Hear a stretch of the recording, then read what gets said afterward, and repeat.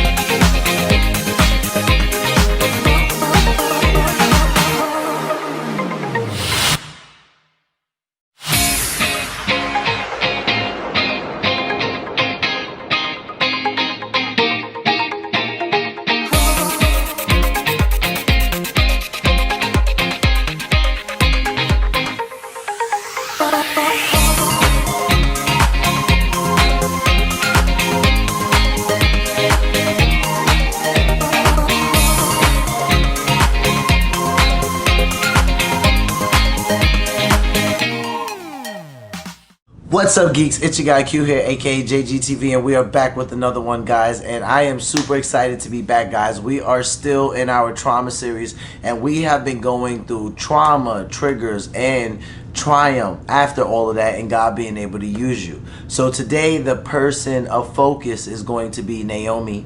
I already did a YouTube short on Naomi going to therapy, so go back and check that out. So there are a couple of traumatic events that take place in Naomi's life, and God still uses her in a mighty way. So let's get right into it. So when we first see Naomi, we are in the book of Ruth, and Naomi is being widowed. This is pretty much how the book of Ruth is starting out. Naomi is Ruth's mother-in-law. She is married to one of her sons. Now, the way that Ruth and Naomi even become acquainted with one another is because there's a horrible famine that happens in Bethlehem.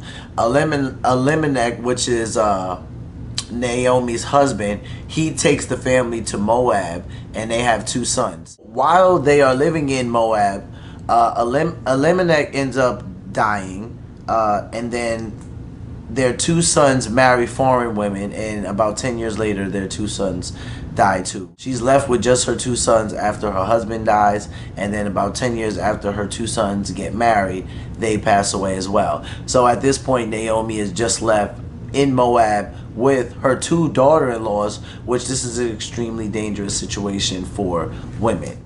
At this point, Naomi's like, you know what, I might as well just head back home. So she's leaving Moab to go back to Bethlehem.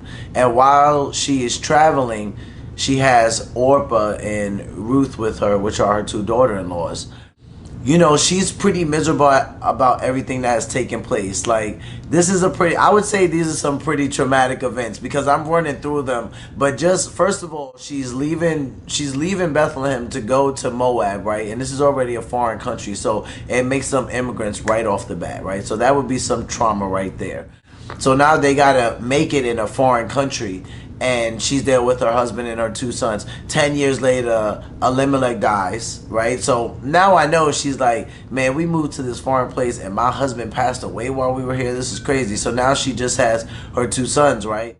But they end up marrying women of the land, so the country that they're in, and then 10 years later, they die. So I know just in that span of her husband and then her losing both of her sons, the trauma, also being in a foreign country and having no one to rely on or turn to while she's mourning, I know this was pretty heavy for Naomi. So I can understand why she gets to a point where she's like, you know what, I'm just going to head back to Bethlehem.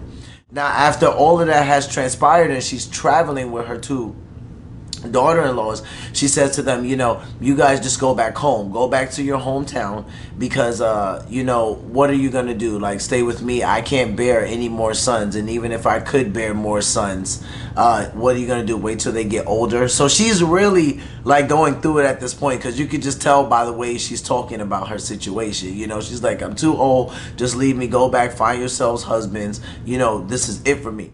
So Oprah is like, bet, and she dips. Like, she just leaves. The text doesn't say much about it, but basically when Naomi starts to tell him to go back, Oprah's like, all right, I'm out, right? So Ruth stays with Naomi. They probably had a really great relationship from the moment she married whichever son she did. So she stays with Naomi the whole entire time. Naomi's trying to convince her, no, go back, go find yourself a husband. And this is where we get the famous Bible verse, my God will be your God, and we hear it at weddings a lot.